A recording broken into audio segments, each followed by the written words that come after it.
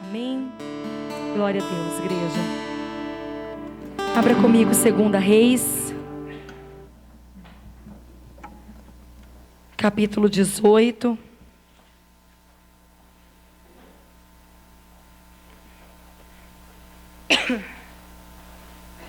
Segunda Reis 18, verso 1. Pastor André falou aqui, né? O pastor Maurício e a pastora Marta estão lá em Itapeva. Hoje eles ficaram lá para o culto, participando junto com o pastor Marlos, com a pastora Silvia e a igreja de Itapeva. Mas eles já retornam amanhã, no nome de Jesus, depois estaremos orando pela vinda deles, amém? Mas o principal de todos está no nosso meio, que é o nosso Deus. Aonde está a igreja reunida, em oração, em louvor, e a palavra de Deus, Deus se manifesta no nosso meio. Você crê nisso? Então receba com muita alegria aquilo que Deus tem para nós essa noite, amém? 2 Reis 18, verso 1. Todo mundo achou? No 3º ano de Oséias, filho de Elá, rei de Israel, começou a reinar Ezequias, filho de Acás, rei de Judá. Tinha 25 anos de idade quando começou a reinar e reinou 29 anos em Jerusalém. Sua mãe se chamava Abi e era filha de Zacarias. Fez ele o que era reto perante o Senhor, segundo tudo o que fizera Davi seu pai. Removeu os altos, quebrou as colunas, deitou abaixo os postes ídolo e fez em pedaços a serpente de bronze que Moisés fizera. Porque até aquele dia os filhos de Israel lhe queimavam incenso e lhe chamava Neustã. Confiou no Senhor, Deus de Israel, de maneira que depois dele não houve seu semelhante entre todos os reis de Judá, nem entre os que foram antes dele, porque se apegou ao Senhor, não deixou de segui-lo e guardou os mandamentos que o Senhor ordenara a Moisés. Amém? Só até aqui, pode se assentar em nome de Jesus. Fique com a sua Bíblia aberta, nós vamos estar entendendo um pouco a respeito do rei Ezequias. E o Senhor vai falar aos nossos corações, pois nós estamos no propósito de orar pelas famílias. Amém, igreja? Estamos aí no finalzinho, faltando poucas semanas, para finalizar o propósito a qual nós começamos com o Senhor. E hoje Deus vai falar mais um pouco conosco sobre a nossa família, sobre o nosso comportamento, sobre aquilo que nós precisamos fazer. Porque a parte de Deus Ele já está fazendo desde o começo. Mas a nossa parte nós precisamos aprender todos os dias. Amém? E aqui fala um pouco da história do rei Ezequias. E eu achei muito interessante a vida do rei Ezequias, porque antes dele não houve rei nenhum. E depois dele não houve rei nenhum semelhante à conduta do rei Ezequias, semelhante àquilo a qual ele proporcionou para Jerusalém, para o povo de Deus. Porque na época do rei Ezequias, aqui eu falei só um pouquinho, mas depois lá em 2 Crônicas relata toda a história dele, fala que ele derrubou os postes ídolos que o povo voltou a adorar, quebrou a serpente do deserto, que lá em Moisés foi usada para curar o povo, e o povo estava adorando, idolatrando aquilo, e ele foi restaurando. Ele restaurou a ordem do culto, ele restaurou a oferta, o dízimo, ele restaurou os levitas, os obreiros, aqueles que trabalhavam na casa do Senhor. Então Deus se agradou dele. Deus olhou para o rei Ezequias e ficou muito contente com o trabalho a qual ele estava fazendo. Só que nós vamos estar pegando aqui logo à frente, no capítulo 20. Pega comigo aí, 2 Reis, no capítulo 20.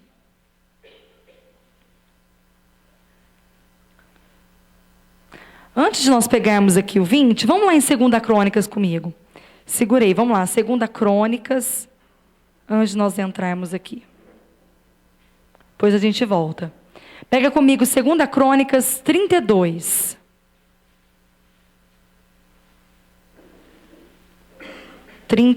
Versículo 1. É importante nós vermos isso aqui antes. O que aconteceu com ele? Porque até então estava tudo muito bom. Até então o rei Ezequias estava ali, fazendo aquilo que agradava ao Senhor, ninguém mexendo com ele. De repente aqui no capítulo 32 de 2 Crônicas fala assim: depois dessas coisas, E desta fidelidade veio Senaqueribe, rei da Síria, e entrou em Judá, e acampou-se contra cidades fortificadas, e intentou apoderar-se delas.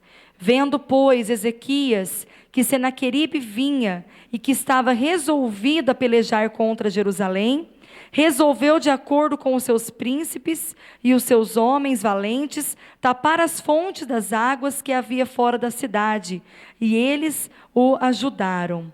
Assim, muito povo se ajuntou, e taparam todas as fontes, como também o ribeiro que corria pelo meio da terra, pois diziam: por que viriam os reis da Síria e achariam tantas águas?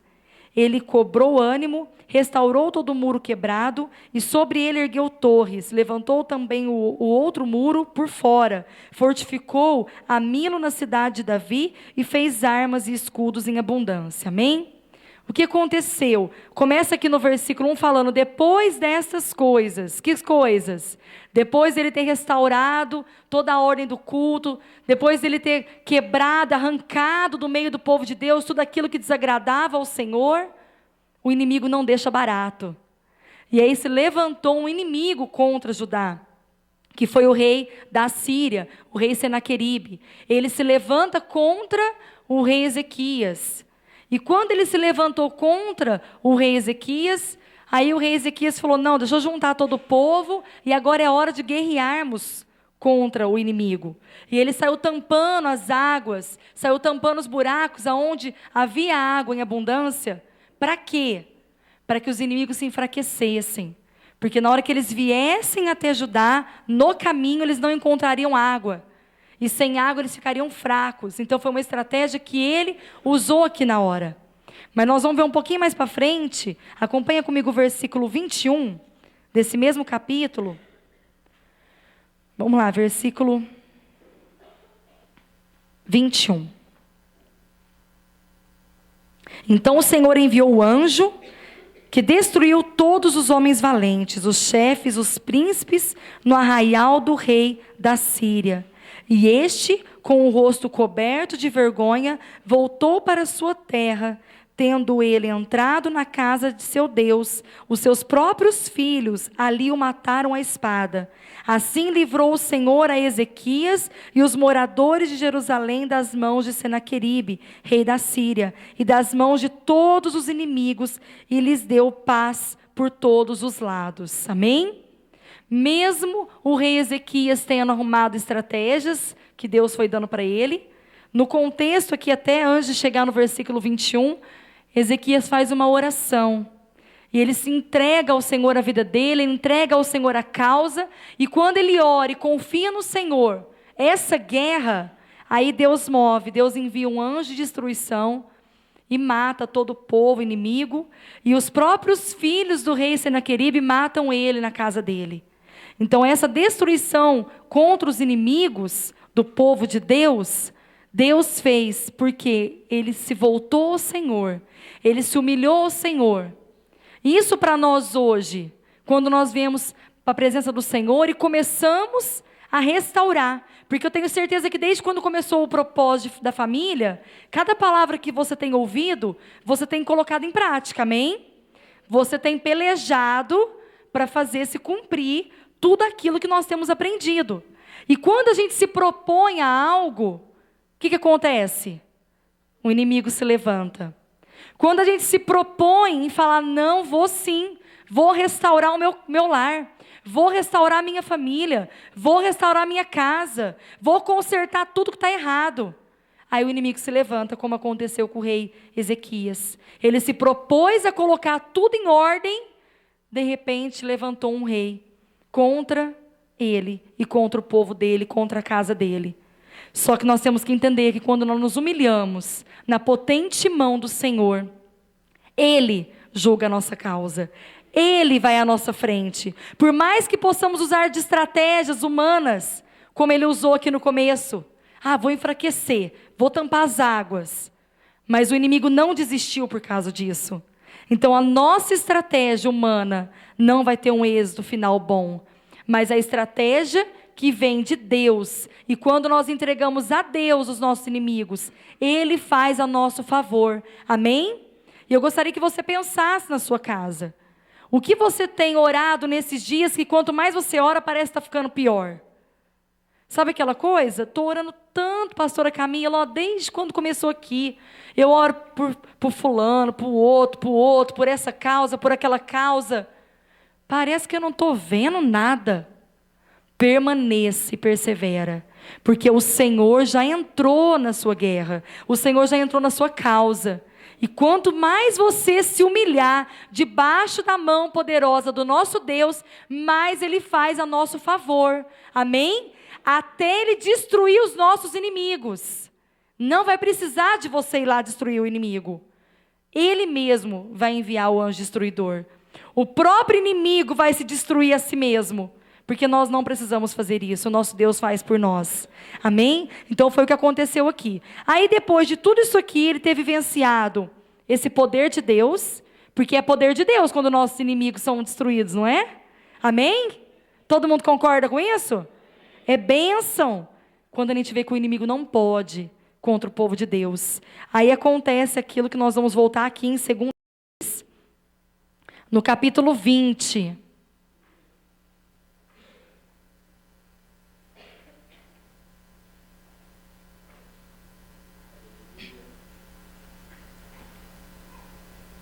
Vamos ver o que aconteceu aqui. 2 Reis 20.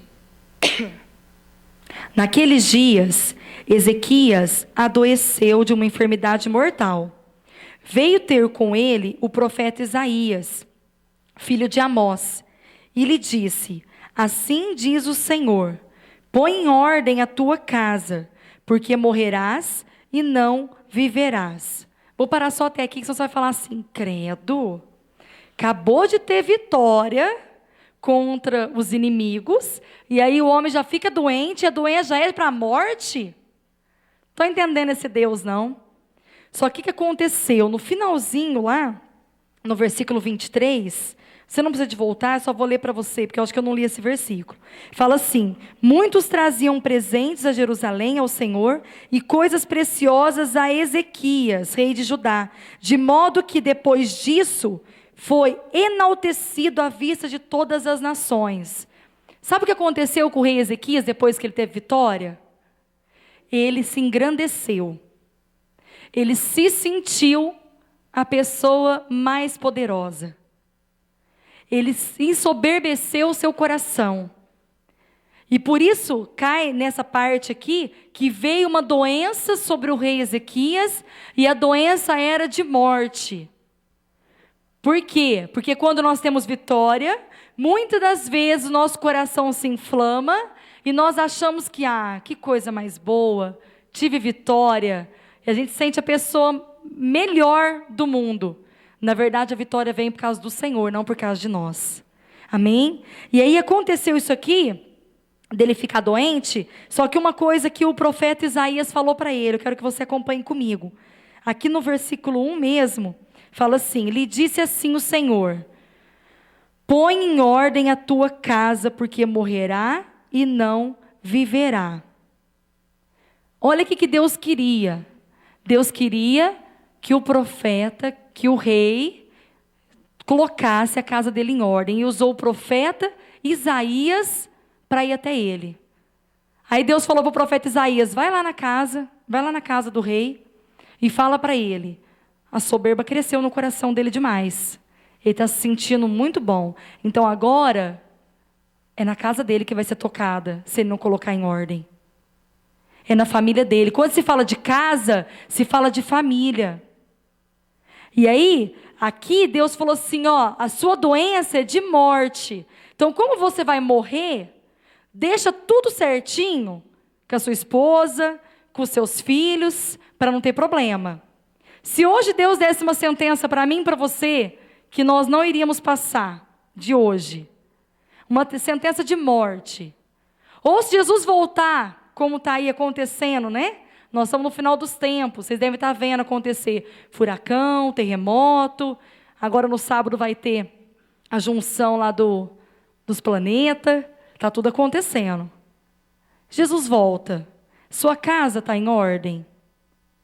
A sua vida está em ordem? A sua família está em ordem? Será que essa palavra aqui também não é para nós? Que nós vem na igreja, o rei estava tranquilo, servia ao Senhor, Deus se agradava dele, veio luta, ele venceu. Está igual o povo de Deus, não está? Os crentes, igual nós, que servimos o Senhor. A gente vem na igreja, se conserta, aí vem uma lutinha, vence. De repente Deus vira para mim, para você e fala: põe sua casa em ordem. Põe sua casa em ordem. Deus viu coisas que era necessário de ajuste. E aqui Deus olhou para o coração do rei Ezequias e falou: ó, você cresceu demais, isso entrou no seu coração, está prejudicando a sua família, está prejudicando a sua casa. E agora? Você vai morrer. Coloca a sua casa em ordem. Restaura tudo que está atrapalhado. Restaura o seu relacionamento com o seu esposo, com a sua esposa. Restaura com os seus filhos, com os seus pais. Deixa tudo certinho. Não é muito triste quando alguém fica viúvo ou viúva e depois vai descobrindo um monte de coisa errada que não sabia? Dívida, problema. Nossa, mas era isso, nem sabia. É triste porque a casa não está em ordem. E o Senhor quer que eu e você nessa noite venhamos a colocar a nossa casa na ordem, segundo a vontade dEle, segundo a maneira dEle. E Ele tem nos ensinado para isso. O Senhor tem nos dado direção de como organizar. Porque as coisas de Deus é tudo com decência e ordem. Não tem como ser diferente. Não tem como você vir para a igreja, louvar o Senhor, buscar a Deus e chegar na sua casa, ser uma casa que não tem paz. Ser uma casa bagunçada. Uma casa que ninguém tem vontade de ficar nela, de discussão, de briga, de discórdia, de conflitos. Não tem jeito, não combina. Não bate. Aí você está buscando ao Senhor e quando você chega na sua casa, parece que você nem estava no culto. Parece que você nem é cristão. Tome cuidado. Tome cuidado, porque a nossa casa pode estar em desordem. E o Senhor vai dar essa sentença para nós. Deus deu uma ordem aqui para ser cumprida. Vamos no versículo 2. Então, virou Ezequias o rosto para a parede e orou ao Senhor, dizendo: lembra-te, Senhor, peço-te, de que andei diante de ti com fidelidade, com interesse de coração, e fiz o que era reto aos teus olhos. E ele chorou muitíssimo. Olha o que aconteceu com o rei. Quando o rei percebeu que o profeta Isaías estava falando era algo muito sério, ele virou para a parede. Por que ele virou para a parede? A parede não tem nada nela, tem alguma coisa? Ele reconheceu que não existia mais nada que pudesse fazer por ele. Não existia mais ninguém que ele podia pedir uma ajuda, um socorro. Só existia um, o Senhor. Só existia Deus. E aí ele orou a esse Deus que ele servia. E ele lembrou o Senhor, falou: Senhor, eu me humilho aqui de novo na tua presença. Eu sei que eu fiz tudo errado de novo. Mas eu me prostro aqui de novo nas tuas mãos, porque ele tinha acabado de fazer isso lá atrás. E nós que servimos ao Senhor precisamos aprender a nos humilhar todos os dias nas mãos do Senhor, porque só assim Ele vai mudar a nossa casa e a nossa família. Só assim, quando nós nos humilharmos, Ele vai transformar os nossos filhos, o nosso casamento e a nossa união familiar. Não tem outra maneira, é através da humilhação, da oração. E novamente o rei Ezequias ora, e ele fala: Senhor, fui fiel a Ti, servi ao Senhor com interesse de coração. E aí parou aí? Não, aí falou no finalzinho, ele chorou muitíssimo. Hoje em dia é difícil ver o povo chorando na presença de Deus. Tomara que na sua casa você chore muitíssimo. O choro é sinônimo de arrependimento. O choro é que eu estou mostrando para Deus que realmente eu não sou nada e eu preciso dEle agir na minha vida. Então, meu querido, pode chorar na presença do Senhor, porque Ele vai ouvir, Ele vai receber. quando nós nos quebrantamos na presença do Senhor, através da oração, através de choro, o Senhor responde. Versículo 4. Antes que Isaías tivesse saído da parte central da cidade, veio a ele a palavra do Senhor dizendo: volta e dize a Ezequias, príncipe do meu povo, assim diz o Senhor, o Deus de Davi, teu pai: ouvi a tua oração e vi as tuas lágrimas. Eis que eu te curarei. Ao terceiro dia subirá à casa do Senhor, e acrescentarei aos teus dias 15 anos, e das mãos do rei da Síria te livrarei, a ti e a essa cidade, e te defenderei essa cidade por amor de mim e por amor de Davi, meu servo. Olha o que aconteceu, olha a sentença de Deus como que mudou. Nós podemos mudar a sentença de Deus na nossa vida? Podemos. Se eu me humilhar, se eu me arrepender, se eu me colocar no pó, se eu virar o rosto para a parede e chorar, Deus pode se arrepender da causa que Ele tinha dado aqui, da sentença? Pode, como aconteceu aqui. E Deus falou para ele: eu ouvi a sua oração e recebi. Eu vi a sua lágrima. O choro vale? Vale.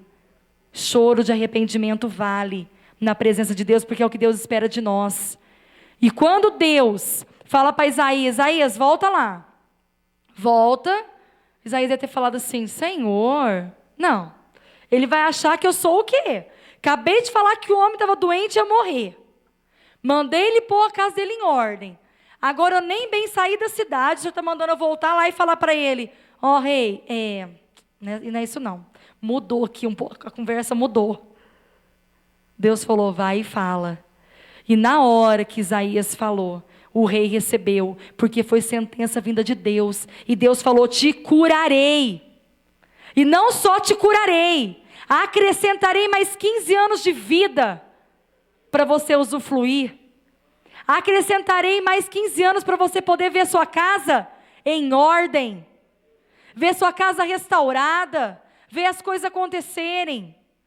E é isso que Deus tem para nós nessa noite. O Senhor quer que a nossa casa esteja em ordem. E para isso nós precisamos nos humilhar na presença dEle. E para isso nós precisamos de chorar e nos arrepender dos nossos pecados. Porque é o Senhor que vai restaurar a nossa família e a nossa casa. Vamos parar de dar jeitinho. Vamos parar de ajudar Deus. Nós, como seres humanos, fazemos isso em todas as horas. Tem que resolver isso. Senhor, eu vou indo, tá? O Senhor me acompanha. É o contrário. Senhor, vai à frente, que eu não sei nem como é que eu vou. É o Senhor que tem que ir à nossa frente. Só que nós somos seres humanos. E nós erramos todas as horas e todos os momentos. Por isso nós precisamos da misericórdia, da graça de Deus. Não parou por aqui. O rei Ezequias fez mais um ocorrido. Vamos mais para frente um pouquinho aí no versículo 12. Acompanha comigo.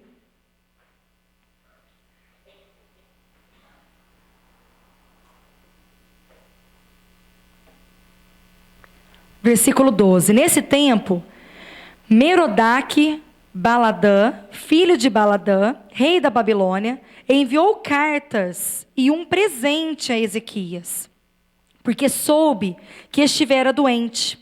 Ezequias se agradou dos mensageiros e lhes mostrou toda a casa do seu tesouro, a prata, o ouro, as especiarias, os óleos finos, o seu arsenal e tudo quanto se achava nos seus tesouros. Nenhuma coisa houve, nem em sua casa, nem em todo o seu domínio, que Ezequias não lhe mostrasse.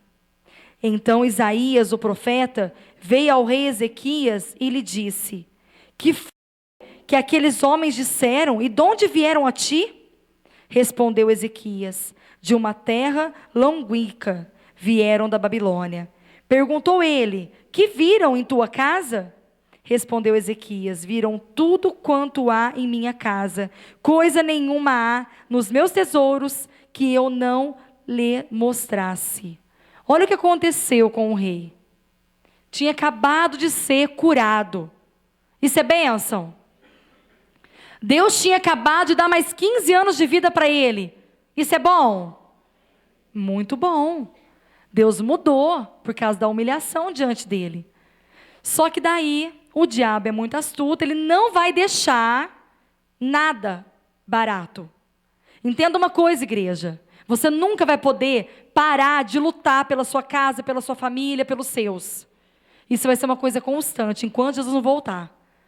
Porque quando a gente acha que está tudo resolvido, o rei Ezequias pensou o quê?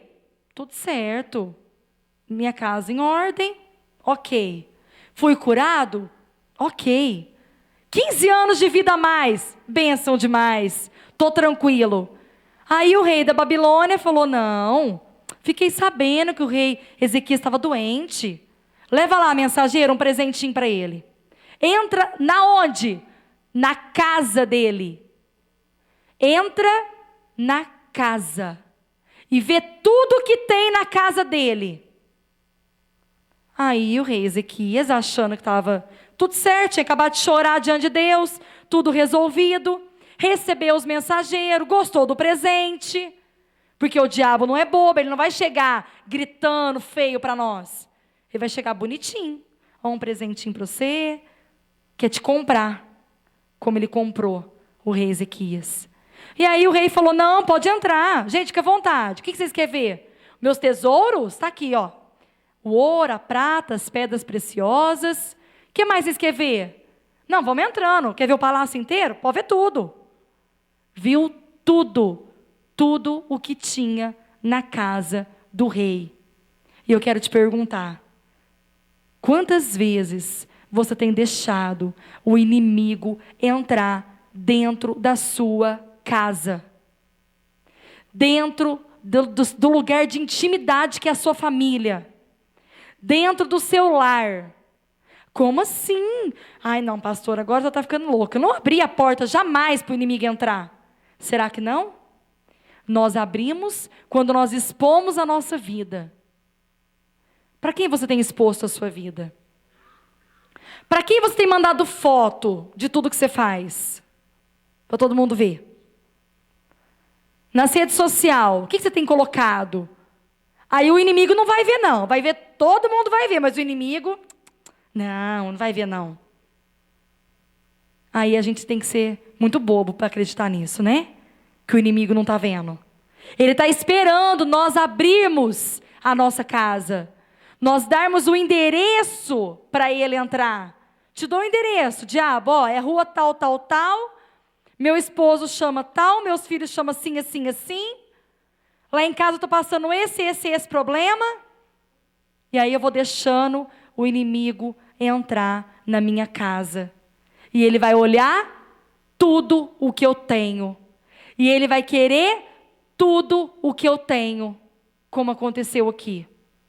Então tome cuidado. Tome cuidado. É muito interessante essa questão do Zap, que tem aquela parte de status, né? Porque aquela parte status significa isso. Você vai postando nos status mesmo, né? Tô aparecendo. Minha carona. Vai postando tudo. A gente fica sabendo da vida dos irmãos. Você quer saber da vida do irmão? Entra lá no status. Tem um monte que nós até cancelamos. Porque tem uns trem tão feio que não dá nem para ver, né? Mas está lá. Dá para ver tudo. O que comeu, aonde foi, aonde está, o que está fazendo. Tem coisa boa. Porque as meninas estão lá na Turquia, eu estou achando a coisa mais boa ver os vídeos que elas postam. Evangelizando as crianças, pregando a palavra. Tem coisa boa. O trabalho delas com os refugiados, para nós intercedermos em oração por elas. Amém. Mas e a sua casa e a sua vida? Que é só você que tem que saber. E a sua intimidade, para quem está contando? Tome cuidado. Tem homens e mulheres de Deus que podem te ajudar, mas tomem cuidado. Porque o que aconteceu aqui na frente? Vamos lá, para vocês entenderem.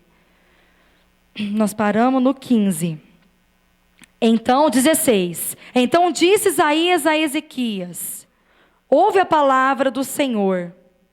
Eis que virão dias em que tudo quanto houver em tua casa, com o que entesouraram teus pais, até o dia de hoje, será levado para a Babilônia.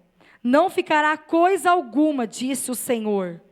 Dos teus próprios filhos, que tu gerares, tomarão, para que sejam eunucos no palácio do rei da Babilônia. Então disse Ezequias a Isaías: boa é a palavra do Senhor que disseste, pois pensava, haverá paz e segurança em meus dias? Ainda, depois de ele ter ouvido uma sentença do Senhor que não foi favorável, ainda o rei Ezequias ainda tira uma cacara do profeta, né? Fala, nossa, boa essa sentença, né? O Senhor vai tomar tudo que eu tenho desde lá dos meus pais, para o rei da Babilônia, e o Senhor vai levar meus filhos cativo. Nossa, que palavra boa. Achei que eu ia ter paz. Olha como que muda. Como que nós mudamos quando nós somos contaminados pelo inimigo? Como que nós mudamos quando nós deixamos o inimigo entrar na nossa casa e fazer morada conosco? Isso se cumpriu? Se cumpriu. Nós vamos abrir lá o cumprimento dessa palavra aqui antes de nós continuarmos. Jeremias 15, abre comigo. Abre comigo para não correr o risco de ninguém dormir. Jeremias 15.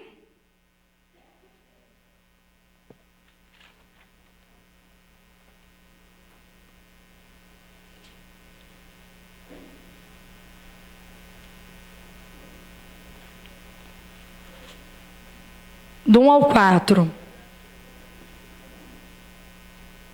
Todo mundo achou aí? Jeremias 15, do 1 ao 4. Disse-me, porém, o Senhor: ainda que Moisés e Samuel se pusessem diante de mim, meu coração não se inclinaria para este povo. Lança-os de diante de mim e saiam. Quando te perguntarem para onde iremos, dir-lhe-ás, assim diz o Senhor: o que é para a morte, o que é para a espada, o que é para a fome, e o que é para o cativeiro, porque os punirei com 4 sortes de castigos, diz o Senhor: com espada para matar, com cães para os arrastarem, e com aves dos céus e as feras do campo para os devorarem e destruírem. Versículo 4, presta atenção. Entregá-lo-eis para que sejam um espetáculo horrendo para todos os reinos da terra. Por causa de quem? De Manassés, filho de quem? De Ezequias, rei de Judá, por tudo quanto fez em Jerusalém. Olha a sentença. O que fala aqui no versículo 16 que nós lemos? Diz que sobrevirão sobre os teus filhos, sobre os filhos dos teus filhos, eles irão ser cativos. Sobrevirão sobre eles. Sobreveio? Sobreveio. Por que sobreveio?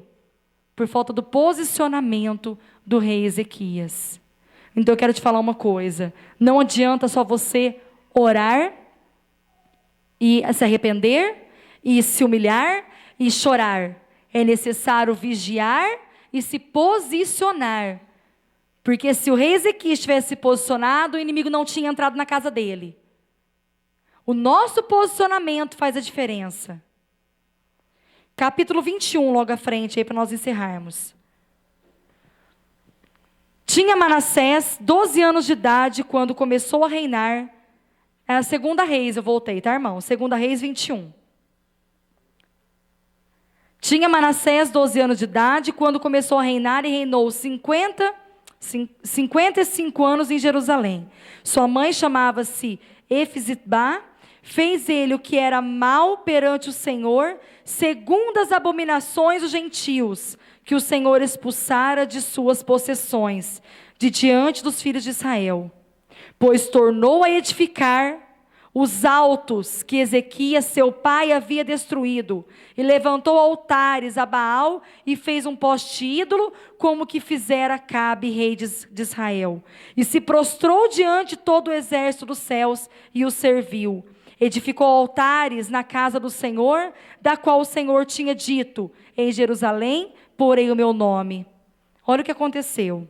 Também edificou altares a todo o exército dos céus, nos 2 átrios da casa do Senhor. 6. E queimou a seu filho como sacrifício. Adivinhava pelas nuvens. era agoureiro e tratava com médiuns e feiticeiros. Prosseguiu em fazer o que era mal perante o Senhor para o provocar a ira. Sabe quem que é esse? Filho do rei Ezequias. Tudo que o pai fez de bom, de repente o filho fez tudo de mal. Sabe por quê? Falta de posicionamento. Se Ezequias tivesse permanecido em posição, em humilhação ao Senhor Todo-Poderoso, com certeza a história do filho dele não seria tão trágica. Virou feiticeiro, trouxe de volta todos os altares que o próprio pai tinha tirado do templo. Começou a queimar de novo os filhos como sacrifício, como já tinha tirado, porque isso era ritual pagão. Trouxe de novo o Deus Baal para ser adorado. Tudo isso ele fez por falta de posicionamento. Agora eu te pergunto, qual é o seu posicionamento? Como você tem agido na sua casa, na sua família? Você tem tido vitória e tem permanecido vigilante? Ou você tem vitória, senta e descansa? Nessa sentadinha vem o inimigo para te confundir, para poder trocar uma ideia com você, te presentear e negociar a sua família. Agora eu te pergunto, você vai negociar a sua família para o diabo? Nós não vamos, porque o Senhor está nos ensinando aqui nessa noite. E no nome de Jesus, a nossa casa permanecerá sendo do Senhor. No nome de Jesus, os nossos filhos permanecerão sendo bênção debaixo da graça de Deus. No nome de Jesus, a nossa casa vai ser fechada contra toda astúcia e cilada do inimigo. Em nome de Jesus. Você toma posse disso? Nós vamos tomar posse disso aqui no Deuteronômio. Abre aí comigo. Livro de Deuteronômio. Ai, trava-língua isso aqui, né? Deuteronômio. Capítulo 6. Nós vamos tomar posse da nossa parte. Em nome de Jesus. O pessoal do louvor pode vir subindo aqui.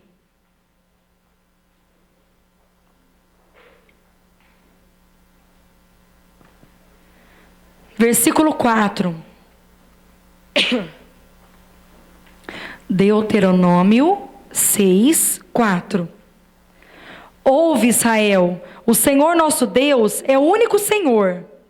Amarás, pois, o Senhor teu Deus de todo o teu coração, de toda a tua alma, de toda a tua força. Estas palavras que hoje te ordeno estarão no teu coração. Tu as inculcarás a teus filhos, e delas falarás, assentado em tua casa, e andando pelo caminho, e ao deitar-se e ao levantar-se.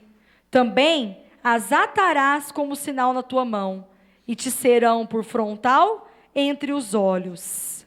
Amém? Olha o que o Senhor fala para nós aqui. Tem uma maneira de nós nos posicionarmos. Em primeiro lugar, eu me posiciono com exemplo. Eu tenho que ter a palavra do Senhor no meu coração. Se eu tiver a palavra do Senhor no meu coração, eu vou ter um bom testemunho. Eu vou dar um exemplo na minha casa. Dentro da minha casa, eu vou ser um exemplo de Deus, cristão. Vou seguir a palavra, que se a palavra está no meu coração, a minha boca vai falar do que o coração está cheio. Amém? Então, a primeira coisa, exemplo de vida. Tudo que nós fazemos, nossos filhos nos copiam. Então, tome cuidado. O jeito que você ora, seu filho vai orar. O jeito que você leva as coisas de Deus, o seu filho vai levar. Se você leva de qualquer jeito, ele vai fazer de qualquer jeito. Se você deixa em segundo plano, ele vai deixar em segundo plano. Se você colocar em primeiro lugar na sua casa, fizer culto dentro do seu lar e trouxer Deus para dentro da sua casa, ele vai crescer debaixo dessa estrutura. Amém? E qual que é a segunda coisa?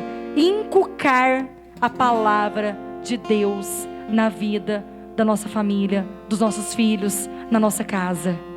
Sabe o que é inculcar? Pôr dentro da cuca, da cabeça.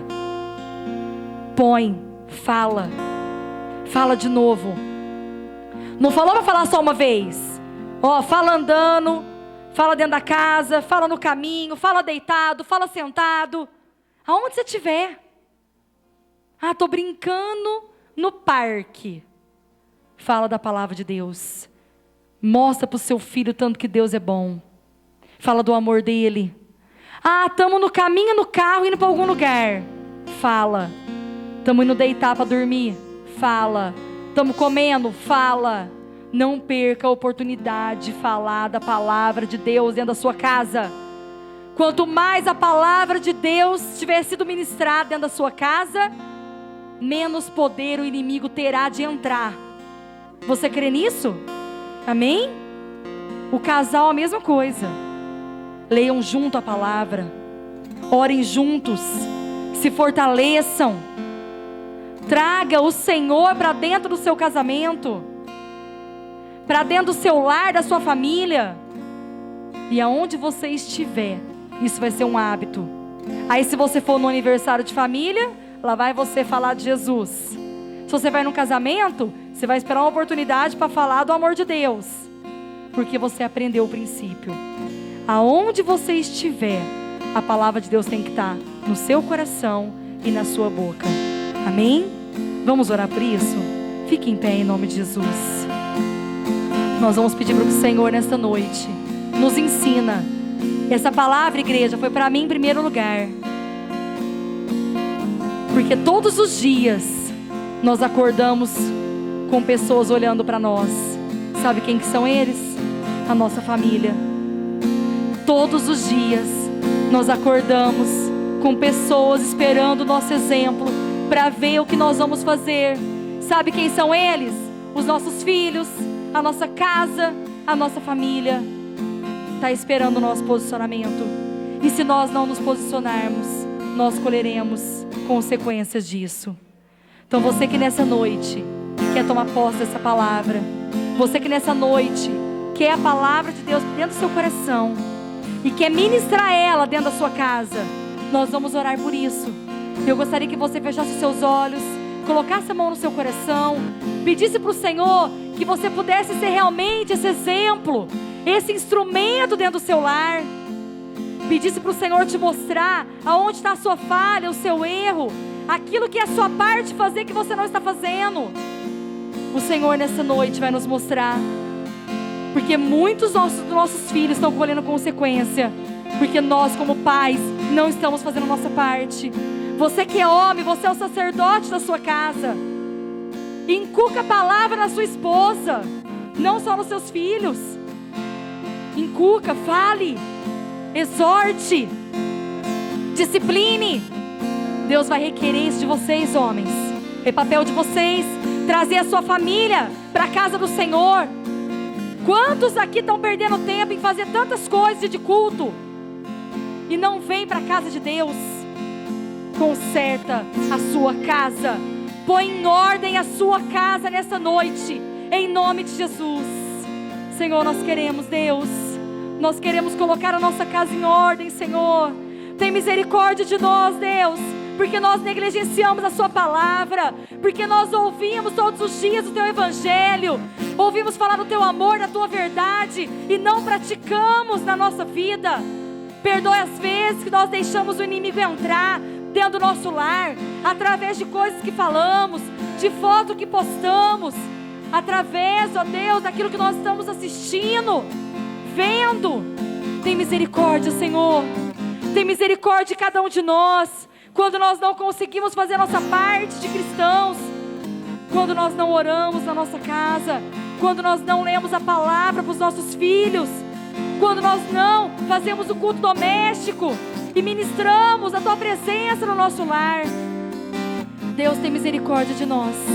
Nos perdoa nessa noite. Cada irmão, Deus, cada irmão que está com a sua mão no seu coração, eles estão pedindo nessa noite. Eles estão pedindo que eles querem colocar a casa deles em ordem. Eu não sei qual é o problema e a situação de cada um desses irmãos, mas o Senhor sabe. Eu não sei o que está acontecendo na vida deles, pessoal, mas seja qual área for, eu quero declarar a restauração do Senhor. Eu quero declarar a cura. Eu quero declarar a libertação. E eu quero declarar que o Senhor estará entrando em cada casa, em cada família, em cada lar nesta noite, em nome de Jesus. E o Senhor estará movendo nos casamentos. O Senhor estará movendo na vida financeira, na saúde. Estará movendo na educação de filhos. Deus, eu creio. E nós tomamos posse nessa noite dessa palavra. Porque nós cremos que Tu és o Todo-Poderoso. Só há um Deus. Só há um Senhor. Só há um Salvador. E é no Senhor que nós entregamos a nossa casa e a nossa família. E confiamos em Ti. Em nome do Senhor Jesus. Aleluia.